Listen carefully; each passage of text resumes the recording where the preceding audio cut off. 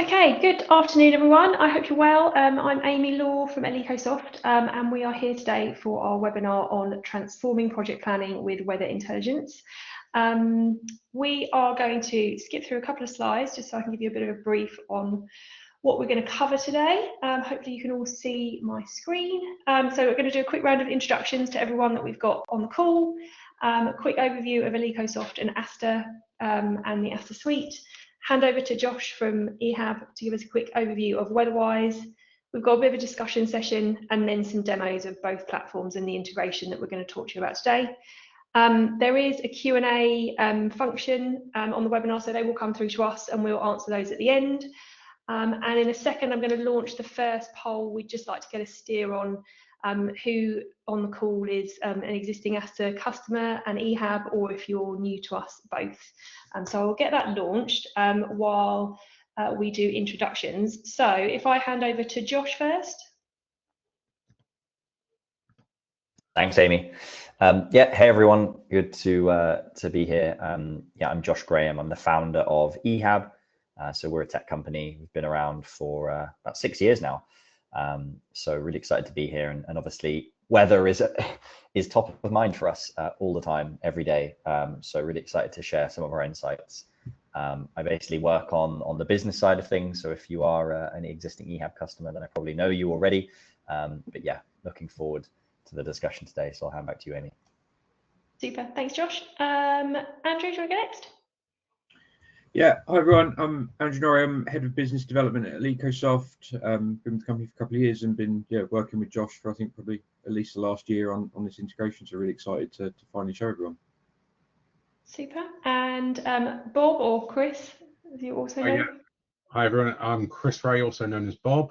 If you're an Asta user, you may have heard of me. I've been with the company now for the last 32 years. I'm pretty much Asta all through and through, and I get involved with Andrew in integrations and other parts of the business for Asta.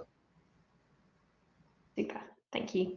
Right, thanks everyone. That's an excellent poll response. So I'm going to end that there and flip on through to our next slide. So I think, Andrew, it's over to you for this next bit.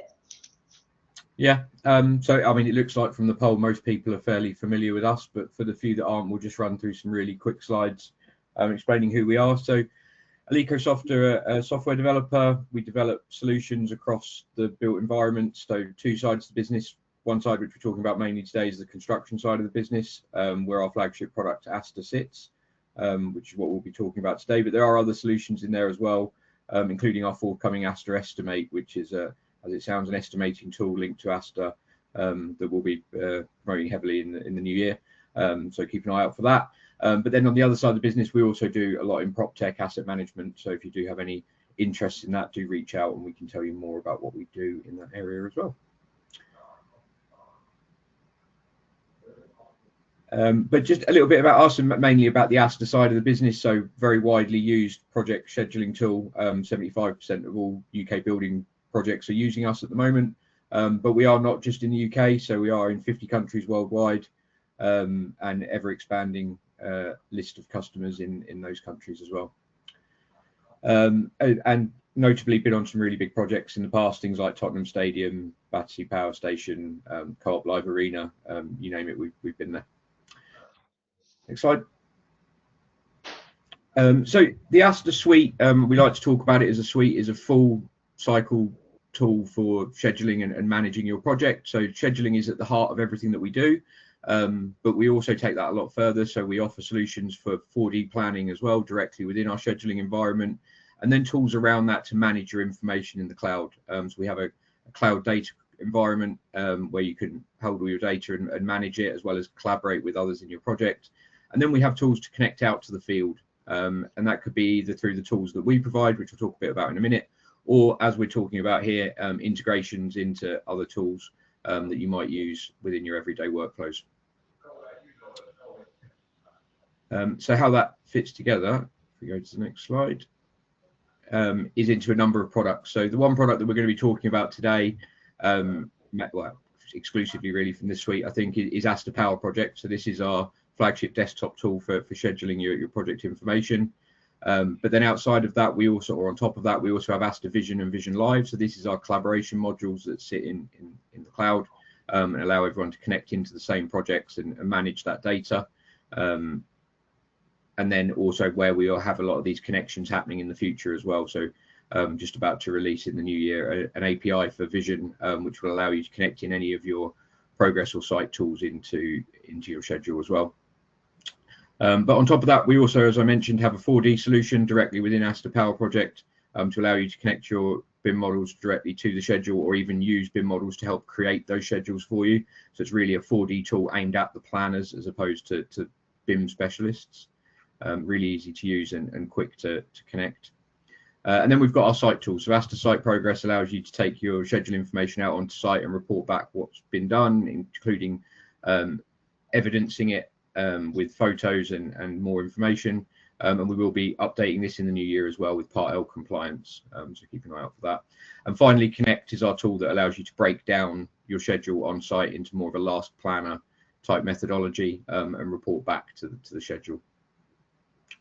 So as I said, we won't be covering many of those today. It'll just be mainly in Power Project and showing how that integrates with EHAB. But if you are interested in any of the rest of this, if you're an existing customer, obviously reach out to your account manager, give us drop us an email afterwards. We'll be happy to talk you through in more detail. Super, thank you. And then I think over to you, Josh. Yeah, thanks so much for that. And maybe just one point to what Andy was just showing there.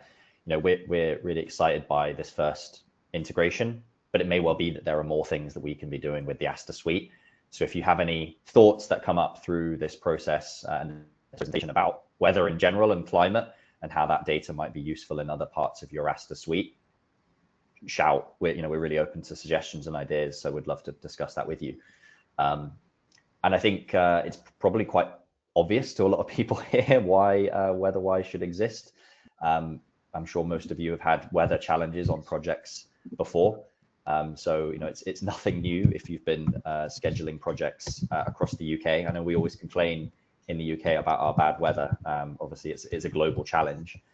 And you may have heard of this thing called climate change. So it's something that is affecting all of us.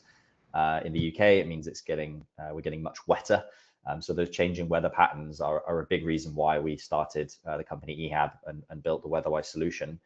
And obviously when you have more rainfall or even hotter summers, I was at an event last week talking about the impact of hotter summers on health and safety, something that you might not think about. You obviously might think hotter summers, great, that's fantastic, but unfortunately it means more injuries. So there's a really, really broad spectrum of weather impact, and that's why we exist. And obviously layer that on top with increasingly complex schedules and deliverables that have lots of different interactions with the weather itself. Then it means that we think that there's a need for just much greater accuracy when it comes to scheduling. So a lot of the folks on the call probably have been using their experience or maybe some basic data to make assessments. And I'm actually really keen to understand on the call, what are the approaches that people have been taking to date. So I know some people have built complex spreadsheets and update those sorts of things. That is very rare. So most people just say, okay, winter downtime calendars, 1 day a week. So really curious to hear your thoughts, and I think we're going to have a poll on that in a minute. But it's the tool that we're going to show you today from a WeatherWise perspective is how do we combine weather and climate data? How do we layer that into your schedule and basically empower better decisions so that we can have that successful project delivery? And next slide, please, Amy. And I think the really, really simple workflow that I'm going to show is basically combining the schedule with the weather data, which is automatically all pulled into the system. We then have like a machine learning model which looks at climate trends, different types of extreme value theory, lots of different things. And then some of the outputs are going to be what we're going to show today in terms of integrating information into Asta, as well as also giving you information where you can basically make decisions around mitigation or optimization of your schedule. Obviously with the overall aim of trying to reduce downtime and improve kind of project planning and forward thinking around risk. So yeah, that's what I'm going to focus on today. Super. Should we pop your poll up, Josh, while we're on topic? Yeah, I think it's yeah, really curious to understand how do people add weather into their schedules today. So yeah, as I mentioned, some people might hide it in the actual activities themselves, just extend the activities based on when you're originally planning. I know some folks would put in maybe a calendar for concreting works or for winter working.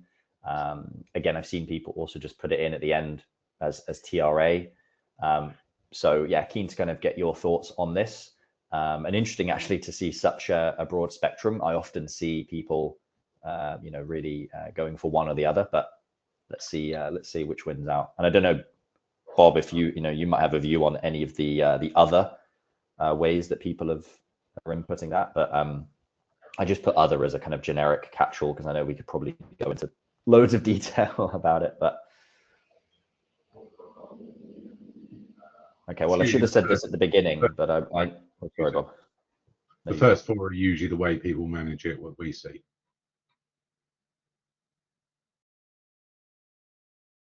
I was going to say it's proven me right, even though I can't prove that you've proven me right, that extending each individual activity is what I was going to say is probably usually the one that wins out. Super. And that poll for us. Okay. Right. Let's click on. So we've got some questions just ahead of the demos. So the first one is for you, Bob, but obviously if anybody else wants to kind of intervene with answers. So Bob, can you talk to us about the types of data that are being brought into Asta Powerproject from WeatherWise and how often it's updated? So the data that comes in, what we do is we use your current schedule. You've exported it out to WeatherWise. WeatherWise produces the update information, and we can consume that back in. And every time we bring it back in, we bring it into the same schedule. Obviously, you can have baselines and stuff like that from previous versions of it, but you bring it into your live project, and it will then adjust or create and update calendars on each of those tasks as required. And the frequency is as often as you want. But the key is you stay with your original schedule, not creating a new schedule from that information. It's just updating your current schedule.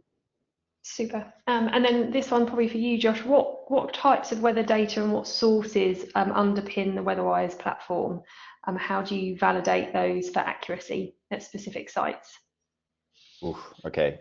Well, the short answer is we have 80 different variables. Things like wind speeds at different heights, rainfall, soil moisture. So lots and lots of different things. Obviously, the common standard temperature, wind, rain, gusts are probably the ones that are most commonly used.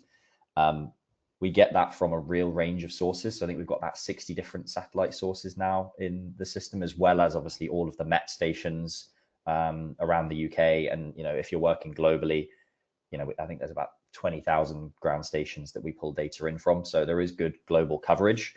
In terms of the accuracy piece, it obviously depends. In places like the UK versus the Antarctica, then there's obviously just greater data coverage.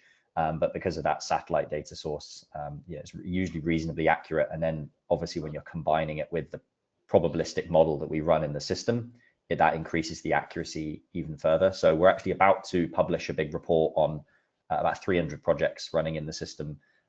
That should give you a good idea. But when we ran that last time, it was about a 93% accuracy, even multiple years into the future. So we're hoping we can get above 90% again.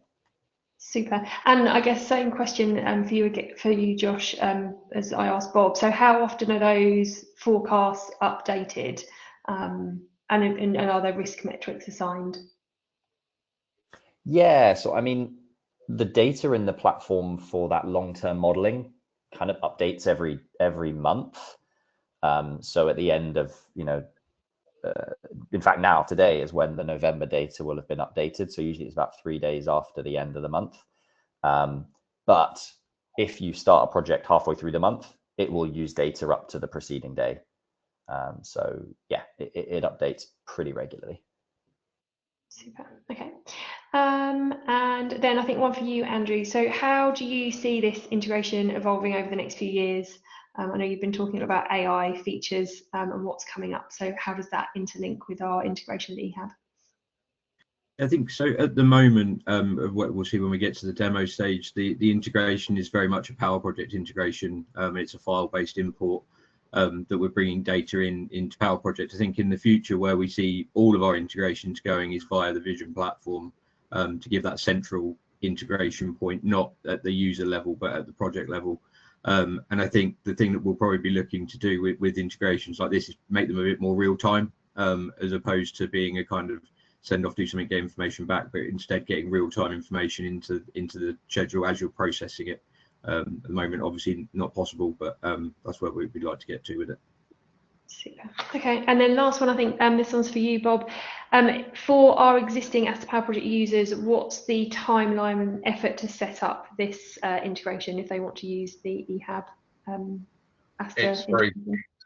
It's very simple. It's a case of installing the add-on, which will then appear in the add-on section, exporting your project out to WeatherWise, and then just receiving in an updated XML file from that with any updates, and then you can obviously repeat that process as frequently as you want. But to set up, it's a matter of, I'm not saying minutes, but literally years. Super. Okay, excellent. So I think I need to hand over to you, Josh, don't I? Hang on, let me just stop sharing my screen, and then I can make you the presenter.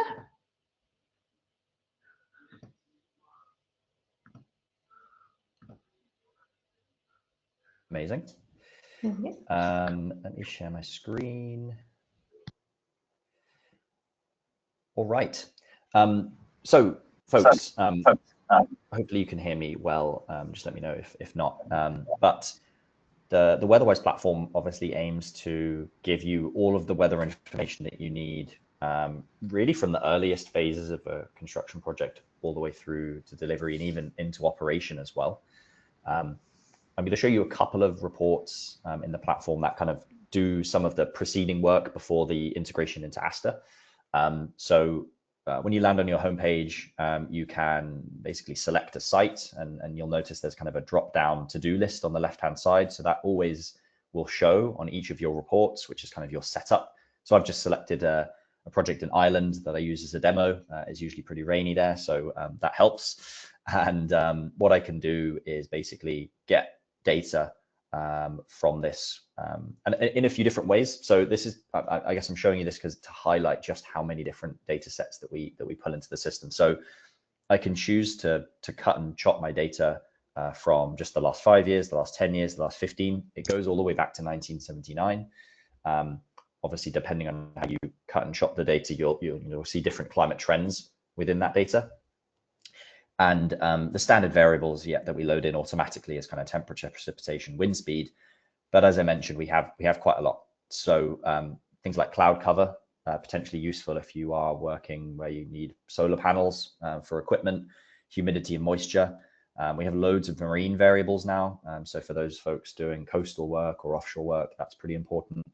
But some of the more interesting ones, maybe if you are doing house building or things of that nature, then soil moisture. So this is where satellite data comes in really handy. You can load in soil moisture and we'll help you understand not just when is rain falling, but also when is the soil saturated.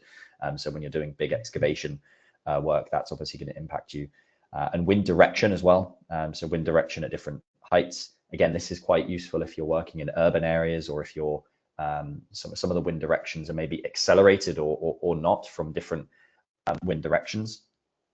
So that's just to kind of provide you a little bit of an insight into the types of data that you might be able to get. Obviously, a lot of people, when they think of a weather down day, it's just rain or cold.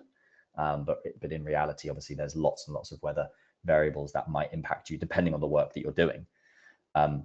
So that's where the second part of this comes in, which is depending on the work that you're doing, right? And so this is a kind of core functionality of the tool where you can choose from our library. We have lots and lots of activity types in here, about 150 standard types. I'll just load in asphalt as an example. But asphalt comes with a default set of rules. And this is important because the asphalt rule is what will eventually become a calendar in Asta. So in my project in Ireland, based on the rules that I've currently got set in here, I think I made them very, very sensitive. But as you can see, the rule is being broken almost all of the time. So I've got this very, very low rainfall threshold here. The beauty of this tool is that I can then change that, play around with it, to understand, okay, if I were able to mitigate, or if there was a change that I could make to my schedule, then ultimately what is the result based on the historic data at this location. So we have default rules, and those rules have been built by doing expert interviews, by speaking with people, as well as looking at British standards. But they're also completely changeable. So in no way, shape or form do we say, you have to conform to these. But the thing about this is that we usually work with clients to build up a standard set of activities for you. So your business might then have a default, we call it a risk matrix, which then means you get consistency as to how you model weather risk across all of your projects. Because I think today it's left up to each planner to ultimately do that. And it may mean if your project is handed over to a different planner, they don't actually know how much risk has been embedded into the schedule, and there can be confusion around that. So that's kind of one of the unique pieces that we offer in the platform. And if I wanted to integrate this type of insights into Asta Powerproject so that I could get a more certain schedule, then you head over to the integrations tab in the top right. So schedule integrations. I've already selected my site, which is this island site, so that stays consistent across the workflow. And actually, we've already done the reviewing of the weather rules because we were just on that page, but I can review them again if I need to. So at this point, I would then import my plan. So I'm just going to import a file, like my sample file. Where is it? Here we go. So I've got my EHAB sample file, and effectively you can import from XER, XML. I think we do take quite a lot of different file types, but ultimately what we're going to do, and this is kind of key, is all we're going to do is add in and change the actual calendars. So I've already skipped ahead some of these steps, but on the left-hand side, I've imported my plan. And normally what we suggest is that you use activity codes. So in here, there'll be a drop down, and this is just a small plan. So it's just got one set of activity codes. You can either use existing activity codes, or you can use and create your own EHAB defaults.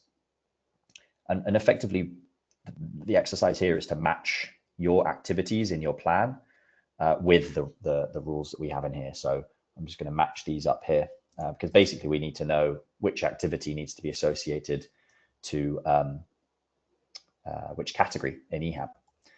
And obviously the rules that you've set in the previous screens will then be the rules that determine how much risk, weather risk is being applied here. Okay.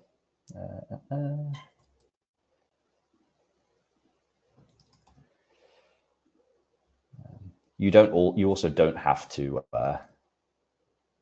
categorize every single task if you don't want to, but I'm just going to do that anyway. So I'm going to apply those changes, and on the bottom of the screen, what we're going to see is the matching is going to basically just match up based on whatever coding that you've provided. So at the bottom, we can see there's a few categories in use. And so I can then, if I wanted to, go and check what were the categories that have been labeled as such. And then the results. So this is where we basically export. So now what we're going to be doing is getting the file that can then be pulled over into Asta Powerproject. So all I need to do is select Asta from the dropdown. And there's two kind of options here, but I think I'm just going to go with the default. And I can pick different confidence levels as well. So again, the P50, what that basically means is we're going to be using the average results from the model. But if you wanted to have more confidence in the dates, then you would obviously choose a higher percentile, or maybe you would choose a lower percentile. I'm just going to stick with the P50. And we have this little feature here where you can basically preview what the weather exception days are that we're going to be exporting to Asta. So rather than exporting to Asta, realizing that you need to change something, going back into WeatherWise, etc., you can just take a look here, and it will give you a good idea of the information that's going to be pulled into Asta Powerproject. And so in effect, what we do is based on the data for your location, based on the thresholds that you've chosen, and based on the climate trends, etc., in your location, we're going to mark out weather exception days or down days. I realize it says P6 there, so apologies, that's a typo. But effectively the calendar preview is going to show us which of the days in any given week for each of the calendar types are actually going to be the exception days.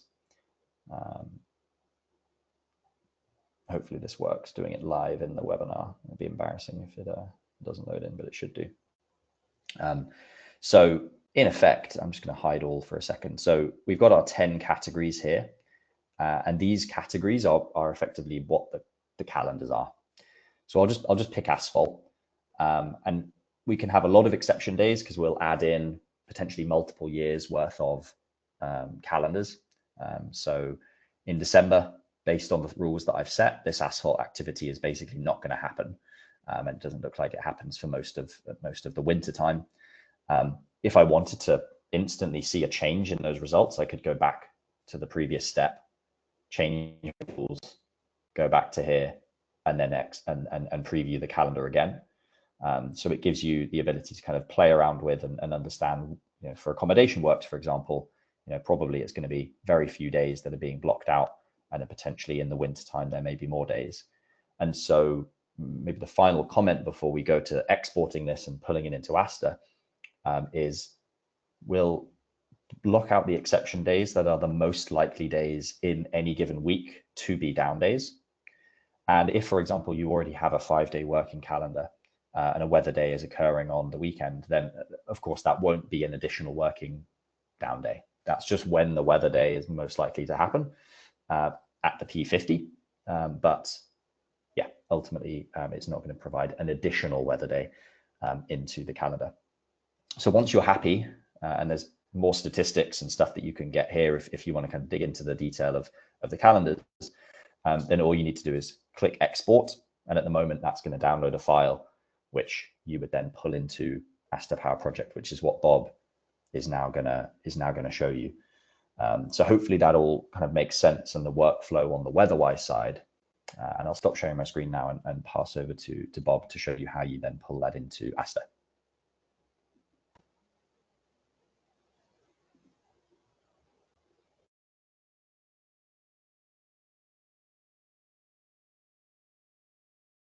You're muted, Bob.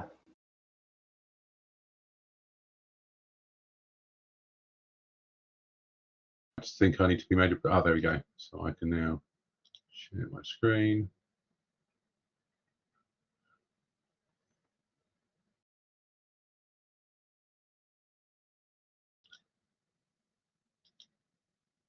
Hopefully you can see my screen now.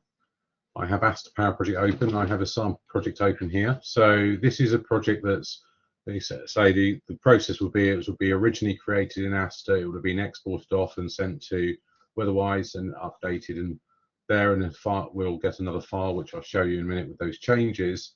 Just to talk you through what we've got here is a very simple project. In here a number of just a few activities to show. For example, if I go here, I show you that all these tasks are actually currently using the same calendar. Classically standard part of create a project in there. I've also actually applied a baseline to this. So you can see I've got a baseline in there and no variances in the tooling at the moment as it's just in place. Turn that back off. And what I'm now going to do is and Josh also talked about those those classifiers. There they are, they've been brought in at a previous time.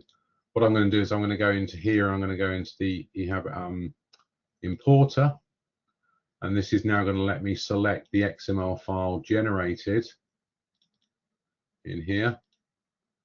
And as this runs, you can now see over on the left hand side, it's now creating a whole set of calendars. So it's taking copies of those calendars and then creating specific versions, specific tasks, or across multiple tasks, and then applying those days that are in there. If I close that, that's as simple as it's done. And now you can see here, these red items here, these are the exceptions it's added to the calendars.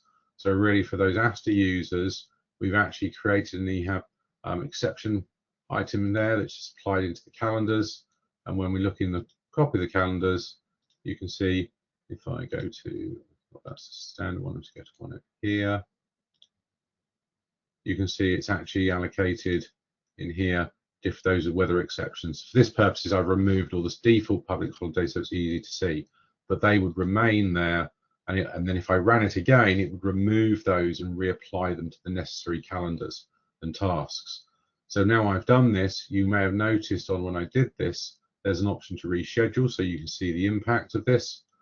And when I go back to my format side, I can just turn my baseline on, and you can see there very subtly, if I zoom in down on that, you can see here where the impact across these tasks happened. And now that I've got an impact and delay, and I can now see where overall my project's been delayed, where those tasks have now collided with those exceptions that have been assigned to those calendars. But the advantage here is the current project I'm working on, I'm progressing and updating, working on there. And all I do is every time I just rerun the import, select the latest XML file, and it will then adjust everything it needs to. Leaves any holidays and exceptions you've assigned into it, and the calendars you've assigned to each task. So you can already set different calendars to it, but it will then automatically apply those and update the relevant ones inside here, as you can see. And it just uses the same calendar name and just puts the reference of the EHAB side onto it. And that's as simple as it is. It's really a lot. Most of the work's done inside the EHAB side. We literally just import that in. So you take it from us and then take it back out and import it and just repeat that. So that's really as simple as it is from an Asta point of view.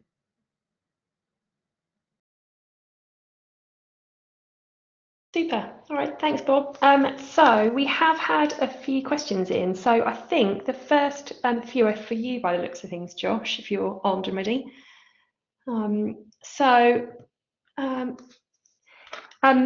Is historical data available only in certain areas, or is it available for any place in the world? Yeah, great question. So on land, it's available everywhere at about a 9-kilometer grid. In the ocean, it's about a 30-kilometer grid, and that is global as well. So yeah, we work on projects like in the Amazon rainforest and in Antarctica, where obviously weather can be quite challenging. And so yeah, the data availability there is very, very, yeah, it's available due to satellites. Obviously, if you are working in the UK, then a lot of the data will be coming from ground stations. So you know, we basically combine those things together depending on where gaps exist in information. But yes, the short answer is yes, it's available globally. Super, thank you.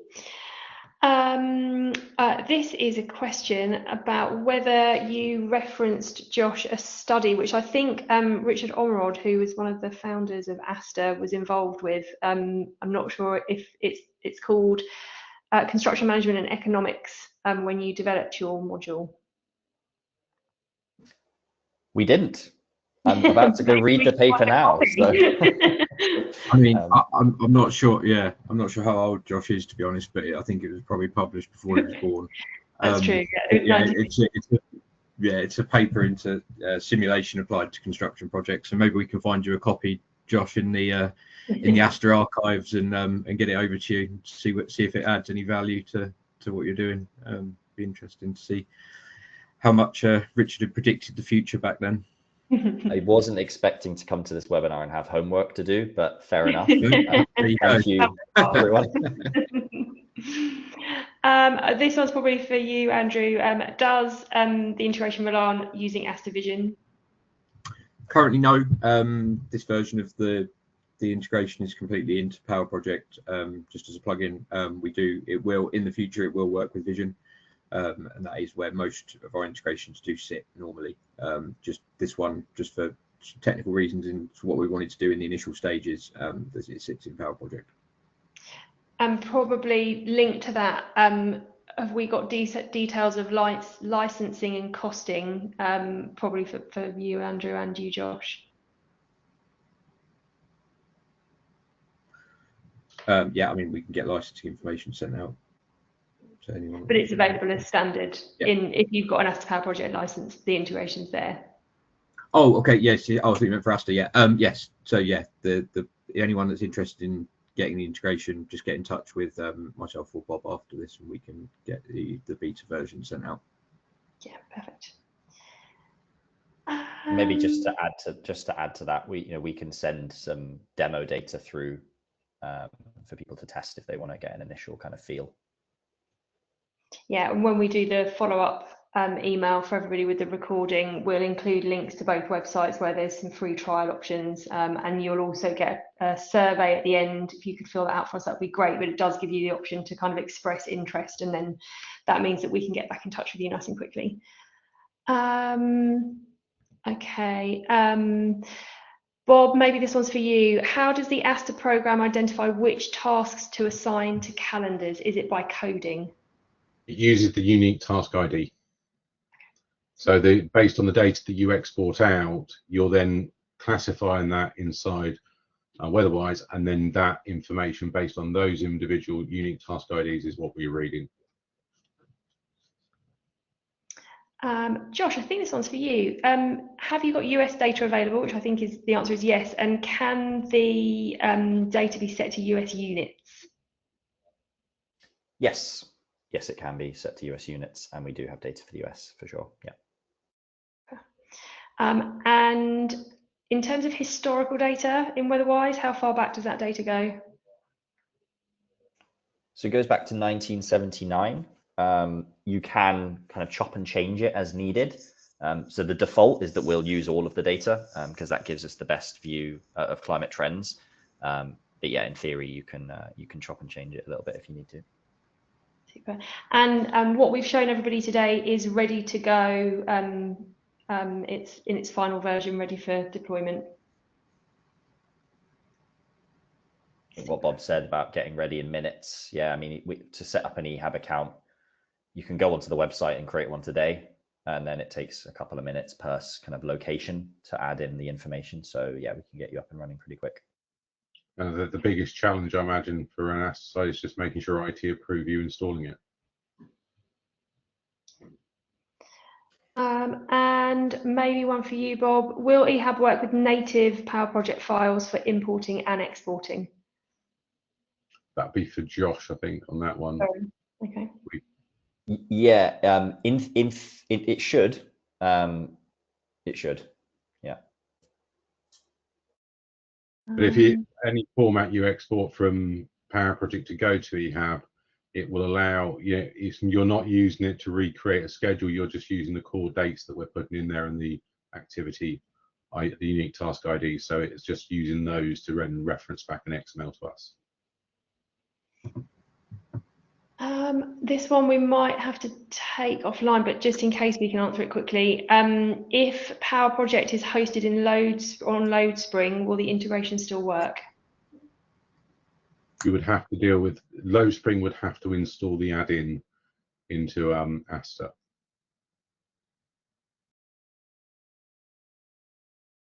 Yeah, there's no reason it wouldn't work if it's installed, right? There's no blocker on it. There's no other requirements other than it. It'll just read an XML file. So it's like any other plugin that you would use with LoadSpring, it just needs to be installed by them on their end for you. Josh, I think this one's for you. Can you identify 1 in 10-year weather events for contractual claims? Yeah, one of the reports in the system is like an NEC style report, which is like past information, and it then highlights. I think we can do 1 in 10s, 1 in 20s, 1 in 50s, 1 in 100s. So depending on your contract type, you can select different options and effectively get the report that would be used for compensable events. Yeah. Okay. And another one for you, Josh, sorry. Can we set hours and non-working hours and holidays in the calendars imported from EHAB? Yeah, so all of the calendars that are already assigned to your activities, we retain the same exception days, I think. So if you have a 5-day working calendar or a winter blockout, for example, we'll just copy those same exception days and create new calendars, which are copies of the original with the added exception days in. So the only thing we'd recommend is if you already have a weather downtime calendar for whatever down days are in there, we'd probably take that off so that you have like effectively a clean schedule, so that we then add, so we're not double bubbling the weather risk basically. Okay, super. Loads of great questions. I think I've covered everything. If I've missed any questions, I will get a report at the end of this, and we'll go back through and come back to you individually if I have skipped over anyone. But I think that's probably us done for the day. So we're a little bit ahead of schedule, which is good. And as I said, we will get an email out to you all with the recording. We'll confirm answers to questions that we received. And you will also get a survey. If you could complete that for us, that would be really helpful. And watch this space. We've got some webinars that are about to go up onto the website, ready for January, to talk about Asta roadmap and what's coming for 2026. Anything to add, Bob, Andrew, or Josh? No. With that, any questions? No. Yeah, thanks, Josh. Yeah, just the final one from me is obviously, the final one is kind of just thinking through how people, a lot of people mentioned they extend the activities in their schedule. So just thinking through basically how do you change that process? Because I think obviously we've got great tools in place, but transformation is always the challenge. So we've done that with a lot of teams who have kind of migrated from doing it one way to the other way. So obviously happy to share insights with anyone who's maybe thinking they want to take a more data-driven approach. So happy to have a call about that. Awesome. Okay, super. Well, have a good afternoon, everyone, and thank you very much for joining us. Thanks, folks. Bye. Appreciate it. Thank you. Bye-bye.